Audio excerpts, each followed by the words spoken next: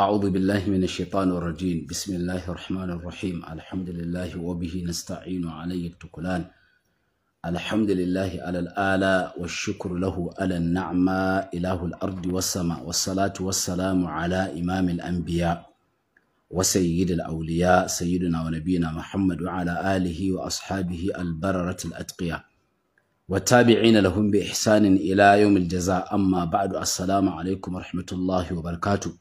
Mune wa Allah godiya cikin ikonsa da amincewarsa da kaddara wasa da ya ƙara kaddara saduwar mu wannan lokaci mai albarka. Mune wa Allah godiya bisa aka muna roƙon Allah ya karbi kyawawan ayyukan mu, kusakuran mu ka yafe mana, Allah ka ba mu ikon gyarawa.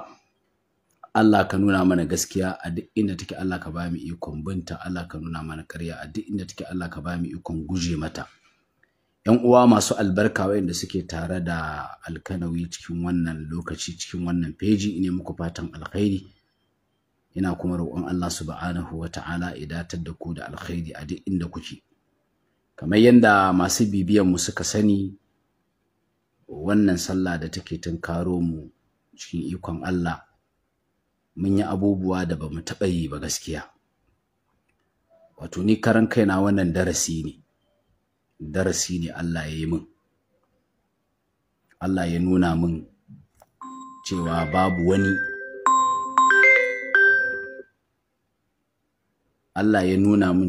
babu wani wanda yake dole sai da shi addinin Allah zai yi, ko da shi ko babu shi, shi Allah shi ya san hanyoyin da zai taimaki addininsa.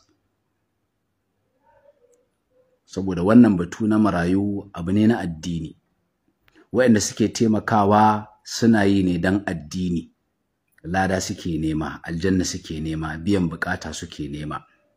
Haka mu ma da muke faɗi tashi, mu ma abin da yasa muke yi addini ne, lada muke nema, aljanna muke nema Allah ya bamu, sa'annan biyan bukatu muke nema gurin Allah. Ina ta tunani cewa marayun da muka saba wa layya, ga shekara ta kusa, lokaci ya ƙure, ƙaƙa za a yi miwa wa'annan bayan Allah layya.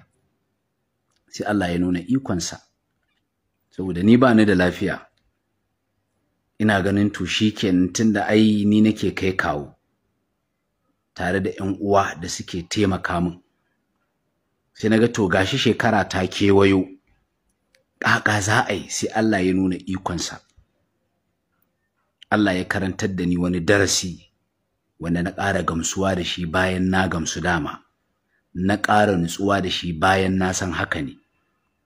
Allah bai allaka addininsa ga wata shakhsiya ba, shi Allah addini nasa ne, kuma shi ya rantse zai taimaki addinin nan, zai yi nasara akan dukkanin wani addini. Cikin ikon Allah ina tunanin ya za a yi musu layya, ba ni da lafiya, kuma ni ne jigo gurin kai kawo. Sai Allah ya nuna min da ni babu ni, Allah zai yi abinsa. Wannan shekara abin da muka yi ba mu taɓa yi ba tun da muka fara. Na manta adadin shekarun da muka yi mana wa wa'annan marayu layya. Ina hararowa kamar zai yi shekara 4 ko 5. Ina hararo haka kamar zai yi shekara 4 ko 5, duk shekara sai mun yi. Amma wannan shekara ya fi na kowace shekara, tare da kuma bani da lafiya. Saboda wannan shekarar kamar yadda na ce, kuma kuka gani a tafiyar, saboda Imam Ahlus Sunna a ƙarƙashinsa akwai marayu da yawa. Cikin ikon Allah muka bashi sa guda. Sa'annan kuma yanzu haka akwai sa ɗin da muka tattara kuɗi za mu siya, naira miliyan 1. Mun ba da kuɗin, kawai rana ake jira a je kasuwa a siyo. Da na zaci cewa ranar Lahadi ne ma suka je kasuwar. To wanda zai tafi kasuwar sai yake gaya min cewa a kasuwar tasu shi kaɗai ne zai tafi kasuwa ranar Lahadin. Don haka kuma in yace zai je shi kaɗai za su sha wahala gurin mota gurin ɗawainiya, amma in suka tafi in group to akan samu ragi. Sai ce da haka a bar shi zuwa ranar talata insha Allahu, gobe kenan in Allah yadda ranar za a je a siyo wannan san da kuma wanda muka ba malam. Jiya ma wani alƙawari ya zo gare ni na ɗan uwa Malam Ismail, kuma gashi yana biye da mu a wannan lokaci. Ya ce min wani ɗan uwa ya sa shi ya je ya binkito sa, zai sai sa sukutum guda, zai kuma sa a kawo alkanawi sa guda. Allahu akbar, Allahu akbar, Allahu akbar.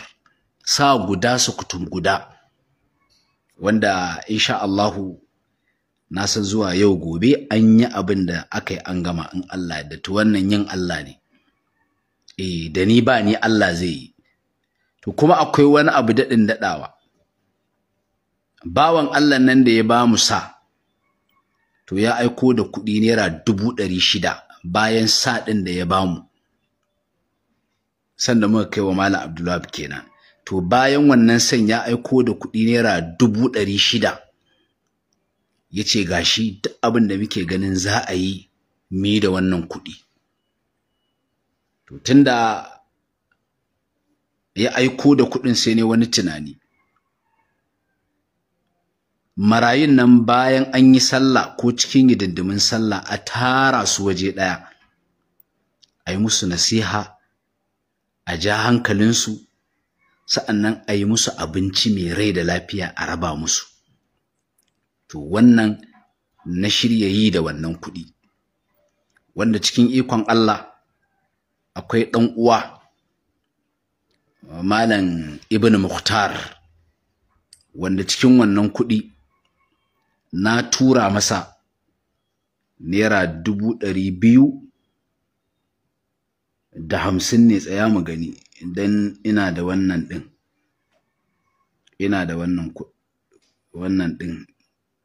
ɗin kuɗin. Tsaya mu ga tela, ina da wannan ɗin kuɗin. A Gombe kenan za a yi, za mu yi musu layya kuma za mu yi musu abinci. Kwana 3 za a yi ana abincin nan a Gombe. Duk da yake ya ka shawara Malam Ibn Mukhtar ya ce akwai gidajen marayu guda 2, don haka kamata ya yi da waɗannan da za mu yi musu layya in muka yi musu abinci rana ɗaya, to washe gari sai a yi wa wani gidan marayun, haka washe gari sai a ƙare wa waɗansu marayun. Na ce dai abu yana hannunsa. To ga kuɗin da na tura masa gashi 250,000 cikin wannan kuɗi kuma aka tura gashi 250,000. kun ga 250,000 gashi 250,000 250,000. kaga Rabi'u Sani gashi 250,000. To akwai kuma Lagos wanda su ma akwai marayun da za a ciyar. Wannan abin da na ce masa shine na kwana 3, an gane, na kwana 3 na sa a yi lissafi, to sai aka lissafa wannan kuɗi. Amma mutum 100 za a yi wa, 250,000. To akwai waɗansu kuɗaɗe a wajensa 40,000 da wani abu ne. Na ce masa ya yi amfani da su gurin siyan lemo da kuma ruwa, ko gurin siyan ruwa. To da haka mun gama da Gombe. Sa'an nan Lagos shi ma na tura 270,000, 270,000 gashi 270,000 ga na Lagos kenan, wannan kenan gashi 270,000. kun ga Rabi'u Sani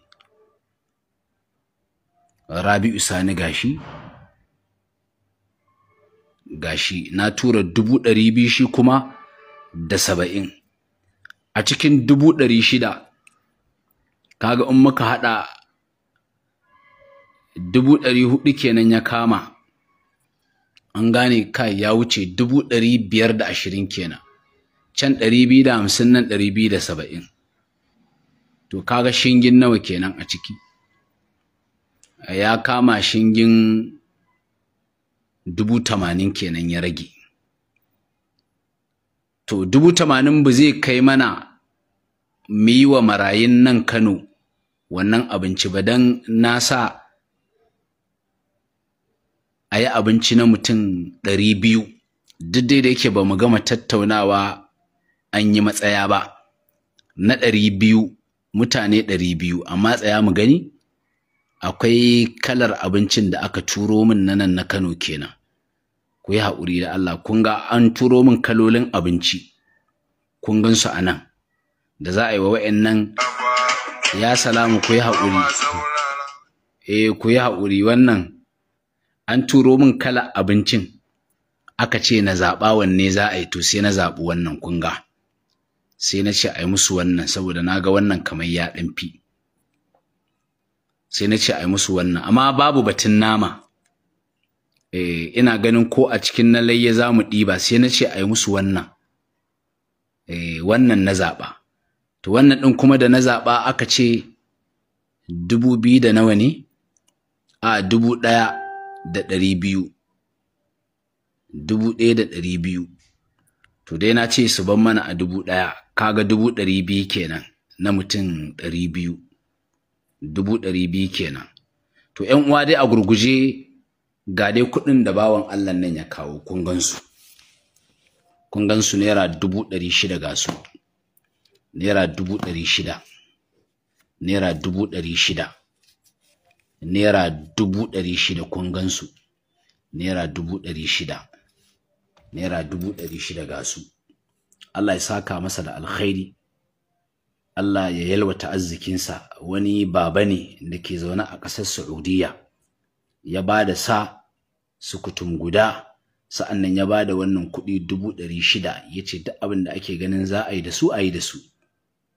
Sai na ga dacewar a tattara marayun nan, a yi musu nasiha, a ja hankalinsu, a nuna mahimmancinsu da mahimmancin rayuwarsu, suna da future a nan a gaba. A yi musu nasiha, su riƙe addini, su yi wa iyayensu addu'a, su zama mutane nagari, iyayensu su yi alfahari da su gobe alkiyama, sa'annan a ba su wannan abincin. Wannan insha Allah abin da za a yi kenan.